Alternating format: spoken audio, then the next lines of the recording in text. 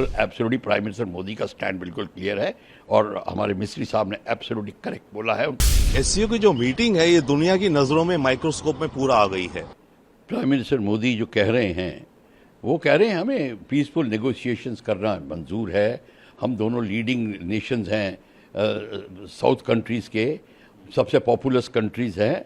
हमको मिलके और बाकी देशों के साथ में मिलके डेवलपमेंट करनी है, पर डबल स्टैंडर्ड नहीं चलेंगे। जब तक बॉर्डर पे पीस और पीसफुल सिचुएशन नहीं बनेंगी और जो हम टेररिज्म के ख़िलाफ़ जो हमारा स्टेटमेंट है वो हमारा बाकायदा बरकरार रहेगा।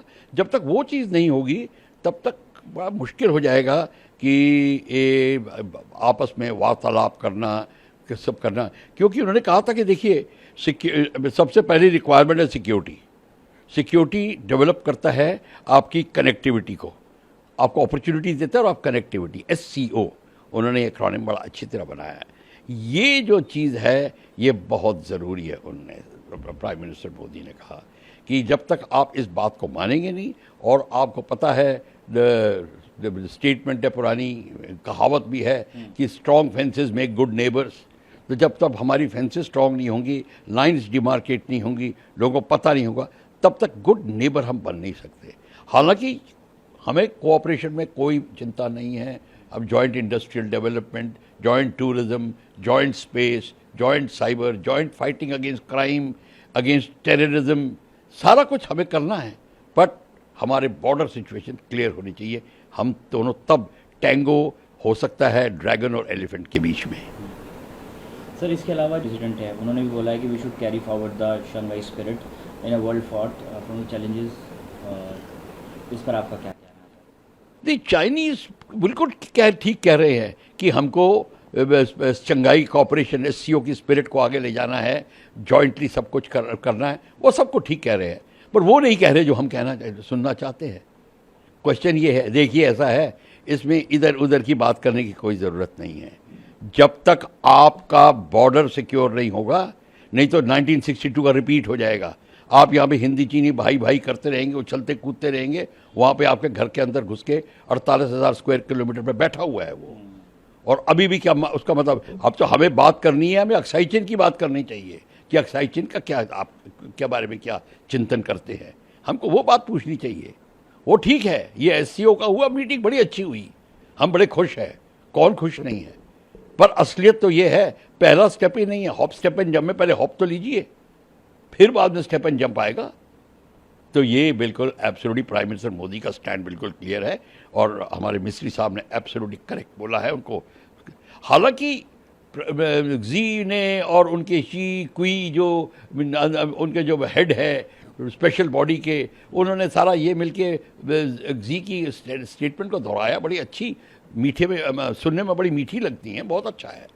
पर ठीक है, हमें हैबिट है मीठी बातें सुनने की, पर सच्चाई भी सुनने की थोड़ी हैबिट डालें थोड़ी।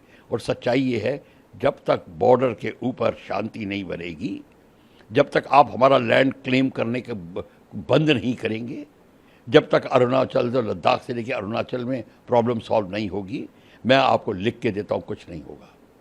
ये SCO कुछ नहीं मायने करेगी, मायने तब करेगी जब मोदी साहब ने जो स्टेटमेंट दी है, और वो उसके लिए करना पड़ेगा। तभी तो है, उन्होंने कहा है कि रिफॉर्म, परफॉर्म एंड ट्रांसफॉर्म। अगर आपको रिफॉर्म करना है, परफॉर्म करना है, तो रिफॉर्म करना पड़ेगा और तब ट्रांसफॉर्मेशन आएगी। और ट्रांसफॉर्मेशन आने के लिए पहला स्टेप वही है।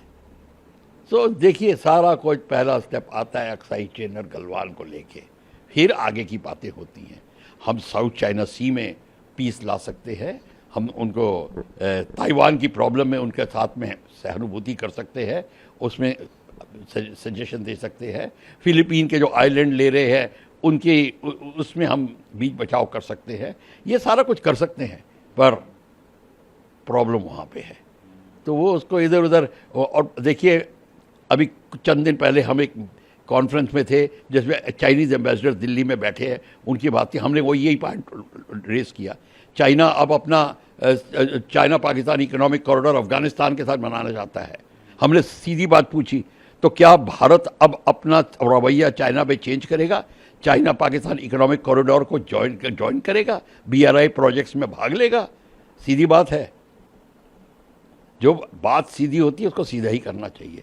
तो ये बात सुनी थी, लोगों ने हमारा मुंह देखा और चुप रह गए। प्रधानमंत्री ने अपना जो एड्रेस दिया, बार बार विश्व के किसी भी पटल पे जा रहे हैं प्राइम मिनिस्टर और हमारे मिनिस्टर्स, हम आतंक को लेके बार बार बात कर रहे हैं, उठा रहे हैं कि दुनिया को एकजुट होके बिना किसी डबल स्टैंडर्ड्स के, बिना किसी हिपोक्रेसी के, साफ नीयत से, सही मंशा से इसके खिलाफ एक्ट करना है सबको मिलके। और खासकर पहलगाम में जैसे इनोसेंट डेथ्स हुई हैं रिसेंटली, उसमें जो देश हमारे साथ खड़े हुए हैं, भारत ने उनको थैंक किया है। इसमें यह भी सिग्नल है कि जिन देशों ने हमारे साथ खड़े नहीं हुए इसमें, कि हम उनका रिकॉर्ड रख रहे हैं कि कब कब कौन हमारे साथ रहता है।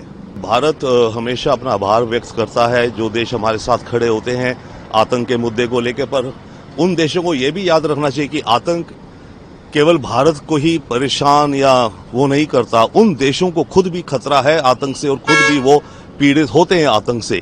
तो जब देश भारत के साथ खड़े होते हैं तो वो अपनी भी सेफ्टी सिक्योरिटी के लिए खड़े होते हैं। प्राइम मिनिस्टर ने ये जो 3 शब्द कहे हैं, सिक्योरिटी, कनेक्टिविटी और अपॉर्चुनिटी, बहुत सही चयन है। इसमें खासकर जब उन्होंने कनेक्टिविटी का कहा तो उसमें एक डीपर मैसेज भी है।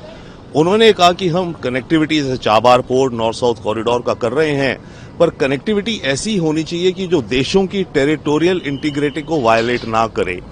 तो ये एक मैसेज है, बहुत ही सॉफ्ट मैसेज है चाइना को, क्योंकि चाइना का जो सीपेक कॉरिडोर है पाकिस्तान से जा रहा है, वो तो जाए पाकिस्तान से, but CPEC corridor Gilgit Baltistan से जा रहा है, जो कि हमारी इंडिया की टेरिटरी है। SCO जो संगठन है, इत्तेफाक है कि अब की बार इसका एनुअल मीटिंग चाइना में हो रहा है और इत्तेफाक है कि ट्रंप की टैरिफ्स का दौरा चल रहा है। तो इस समय SCO की जो मीटिंग है ये दुनिया की नजरों में माइक्रोस्कोप में पूरा आ गई है। और SCO एंशिएंट सिविलाइजेशंस की मेंबरशिप्स की बात करता है। चाइना और इंडिया एंशिएंट सिविलाइजेशन, कल्चर, आज की दुनिया के जितने भी संगठन हैं, मानिए यूनाइटेड नेशंस हुआ, G20, G7, कोई भी सिविलाइजेशनल, कल्चर, एंशिएंट विजडम्स की बात नहीं करते। ऐसे में SCO एज अ संगठन, इसकी अहमियत अब आने वाले वक्त में दुनिया में बढ़ती हुई दिखती है। देखिए, शी जिनपिंग जो कह रहे हैं, जो प्रिंसिपल्स वो एनंसिएट कर रहे हैं पीसफुल कोएग्जिस्टेंस के, और सारे वो बिल्कुल मानवता को जरूरी है उन प्रिंसिपल्स की आज की तारीख में, परंतु बात है कि कौन देश कितना उस रास्ते पे चलता है। शी जिनपिंग जो कह रहे हैं वो बात सही कह रहे हैं, पर असलियत वो रिकॉग्नाइज भी कर रहे हैं कि SCO को जो देश हैं, इन देशों में आपस में काफी कॉन्ट्रडिक्शंस भी हैं, जो मेंबर्स हैं यहाँ पर, राइट। तो उन कॉन्ट्रडिक्शंस को आपस में सुलटाना है, तभी तो SCO एक संगठन के रूप में आगे अच्छे से चल पाएगा। ठीक, थैंक यू।